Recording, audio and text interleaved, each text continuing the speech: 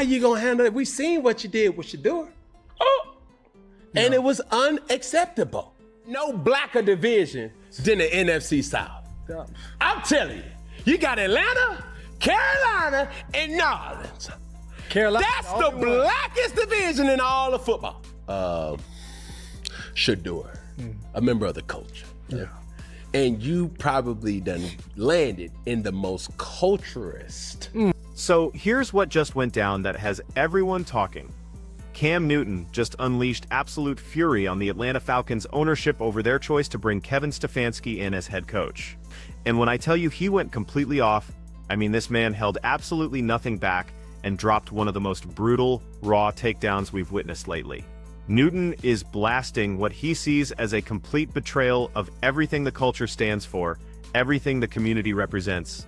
And he's laser-focused on young black quarterbacks like Shedeur Sanders, who he's convinced got completely sabotaged under Stefanski's leadership in Cleveland. This is about to get intense, so strap in. Here's what's really happening.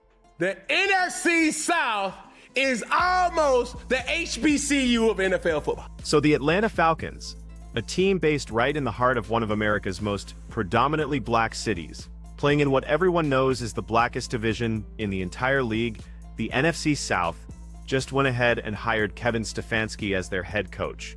And Cam Newton? He's not holding back about what this really represents.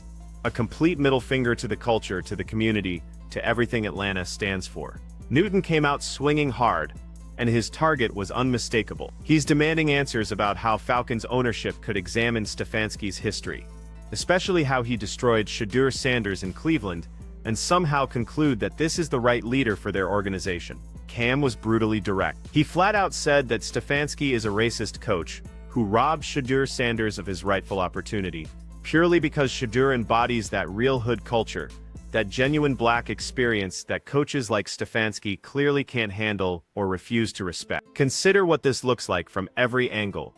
You're bringing in a coach from Cleveland, where maybe a couple black stars actually represented the culture, and dropping him into Atlanta, a place where the fan base, the community, the entire identity is black. The mismatch couldn't be more glaring, and Cam Newton is forcing everyone to face it.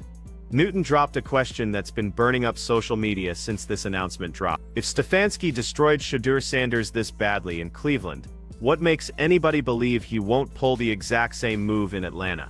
This is the core issue that Cam keeps pounding on. This isn't about random incidents or isolated problem. This is about consistent behavior, a deliberate pattern of failing to nurture and elevate young black quarterbacks who represent that real cultural authenticity. Cam was completely unapologetic and devastatingly honest when he predicted they're going to try spinning this like Shedeur was the issue. They're going to twist the narrative that way, but everyone with eyes knows exactly who the real problem was. It was Stefanski. And honestly, when you examine all the evidence, it's impossible to dispute that reality. The truth about Stefanski is simple. Has gotten better from the player's perspective that you can hang your hat on. This guy built his entire reputation, Newton explained, on something that's becoming painfully obvious to anyone actually watching. Players just don't improve when they're under Kevin Stefanski's system, and that's not limited to one position or one individual. This is a recurring pattern spanning multiple seasons, different rosters, countless chances, but when you focus specifically on young black quarterbacks, the evidence becomes absolutely devastating.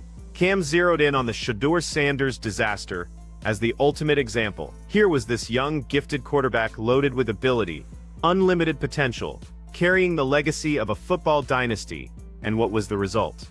Complete mismanagement, wasted opportunities, deliberately set up failure, and somehow Stefanski gets rewarded for that disaster by landing the Atlanta position.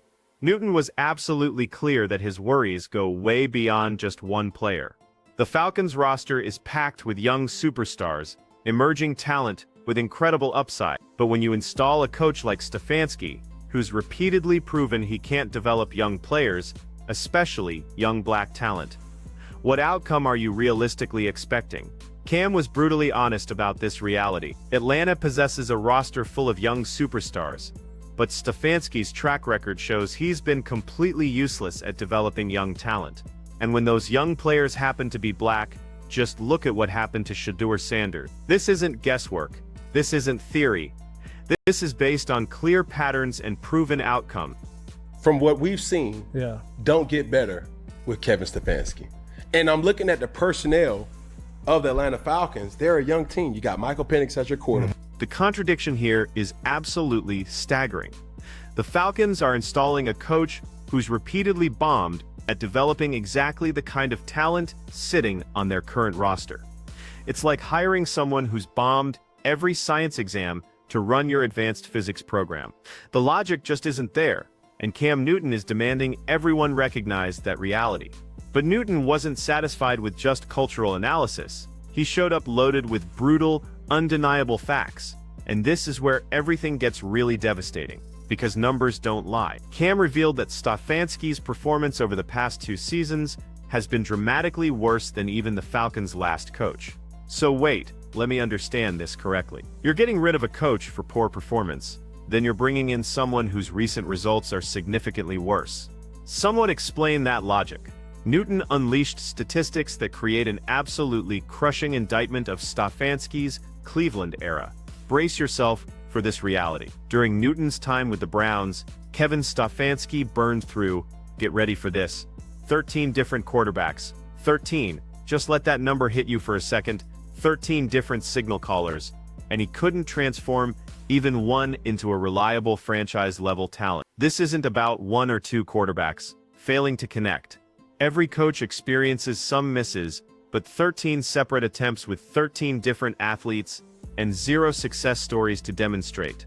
Eventually, you need to stop questioning the materials and start examining the builder. When the consistent factor in all these disasters is the identical head coach, identical approach, identical mindset, then the source becomes undeniable. Newton also tackled what Stefanski's supporters always reference, that playoff run into but Cam completely rejected that selective memory. He emphasized that even that achievement gets questioned when you consider the incredible amount of talent available on that Cleveland team. It wasn't Stefanski's coaching genius that delivered that result.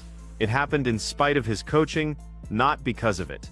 And what's the story since then? Decline, stagnation, endless cycling of quarterbacks who arrive full of hope and depart with destroyed confidence and wasted ability.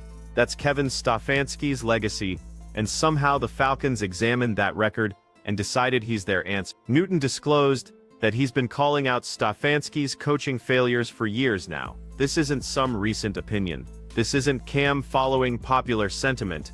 He's maintained this position consistently. And when Stefanski got dismissed by the Browns before, Newton actually supported that decision. He believed it was appropriate. He believed it was warranted.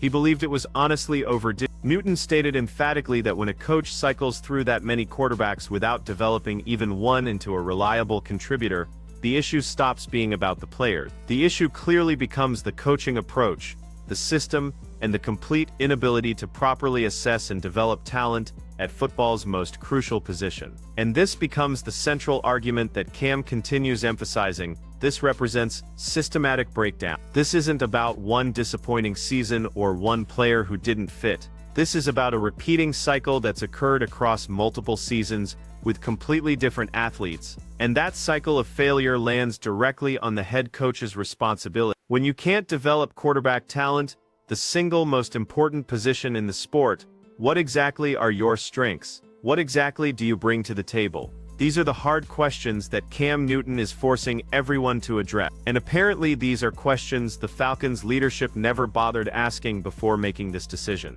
So here's where we stand. The Atlanta Falcons, fully aware of Kevin Stefanski's complete track record, knowing exactly how he mishandled young black quarterbacks like Shedeur Sanders, knowing about the 13 different quarterbacks he destroyed without developing a single franchise talent, knowing his recent performance is dramatically worse than their previous coach, they still chose to hire him, and Cam Newton is ensuring we all completely understand what that choice really means. This goes way beyond football tactics or coaching schemes. This is about culture, about community, about providing young black athletes genuine opportunities to thrive. And according to Superman, the Falcons just made a catastrophic mistake.